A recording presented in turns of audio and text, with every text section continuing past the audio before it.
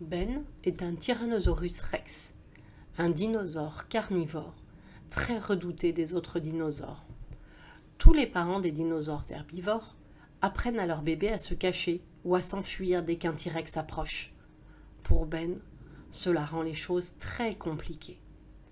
Comme tous les T-Rex, il adore manger et n'hésiterait pas à croquer un copain s'il avait un petit creux. Mais Ben adore inventer des jeux à faire en équipe. Ses copains carnivores sont très joueurs, mais ils ne sont pas capables de jouer à autre chose qu'à la course au casse-croûte.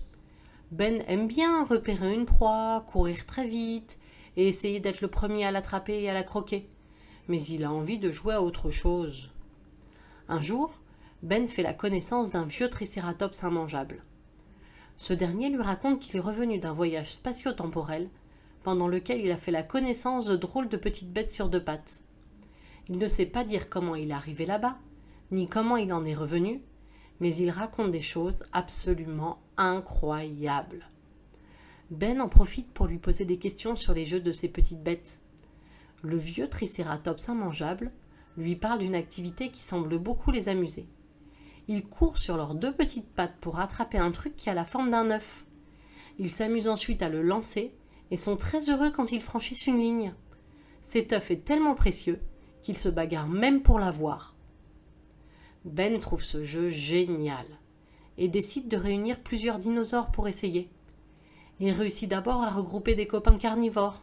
T-Rex, Allosaure, Vélociraptor, Carnator, Albertosaure, et leur explique les règles du jeu. Se bagarrer pour manger un œuf, le rêve, pensent-ils tous. Alors Ben recommence, jusqu'à ce qu'ils comprennent qu'il ne faut pas manger l'œuf. Ce n'est pas la course au casse-croûte. Une fois que Ben a l'impression qu'ils ont compris, ils partent chercher un œuf pour jouer avec. Ils trouvent un nid de ptérodactyle sur le sommet d'une falaise, mais ne réussissent pas à se contrôler et mangent tous les œufs. Ben est catastrophé. Il a l'impression qu'ils ne vont jamais réussir à se contrôler suffisamment pour jouer à ce jeu merveilleux. Et la suite lui donne malheureusement raison, car tous ses copains partent brusquement poursuivre un stégosaure en criant « Course au casse-croûte !» Ben décide de demander conseil au vieux tricératops immangeable. Et c'est sans surprise qu'il lui recommande de recruter des herbivores pour constituer son équipe. Ben essaye, mais ses premières tentatives sont infructueuses. Ses compagnons de jeu potentiels se sauvent en courant dès qu'il approche. Il faut dire qu'il a certainement déjà dû grignoter leurs cousins ou leurs copains. Le vieux tricératops immangeable propose alors à Ben ses services en tant que recruteur, mais à une seule condition. Ben doit promettre de ne pas manger ses futurs équipiers, ni même les croquer un tout petit peu juste pour goûter, ni même les lécher. Ben accepte, et le vieux tricératops immangeable réussit à convaincre des herbivores intrépides. 3 ankylosaures, 2 titanosaures et 2 stégosaures. La partie commence enfin. Ils ont choisi un caillou en forme d'œuf pour jouer, car les mamans refusaient de prêter leurs œufs et que même les dinosaures écoutent leurs mamans.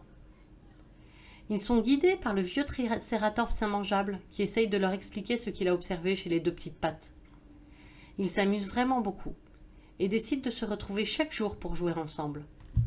Au bout de quelques semaines, Ben le T-Rex a réussi à ne pas croquer un seul de ses équipiers. Un jour, cependant, il avait tellement faim qu'il a croqué à pleines dents dans le ballon caillou et l'a cassé. Son copain ankylosaure était tellement mécontent qu'il lui a donné un grand coup de queue. Depuis, Ben n'a plus jamais recommencé.